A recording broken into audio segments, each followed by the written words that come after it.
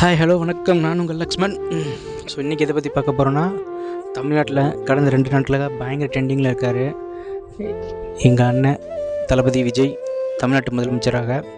So நேற்றுக்கு மதியானம் பார்த்திங்கன்னா, மரியாதை நிமித்தமாக பழைய எதிர்க்கட்சி தலைவர்கள், கட்சித் தலைவர்களை பார்த்து அவங்க வீட்டுக்கே போய் சந்திச்சுட்டு வந்திருக்கிறாரு. இது வந்து தமிழக அரசியலில் வந்து ஒரு பார்க்குறதுக்கு ரொம்ப பெருமையாக இருக்குது. இதை பற்றி நம்ம மதிமுக பொதுச் செயலாளர் ஐயா வைகோ கூட ரொம்ப பெருமையாக சொல்லியிருக்கிறாரு.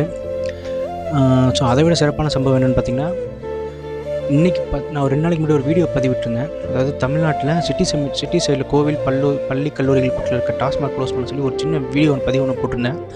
அதன் விளைவாக பார்த்திங்கன்னா, அண்ணன் இன்றைக்கி பார்த்திங்கன்னா 771 கடைகளை மூட சொல்லி உத்தரவு பிறப்பிச்சிருக்கிறாரு.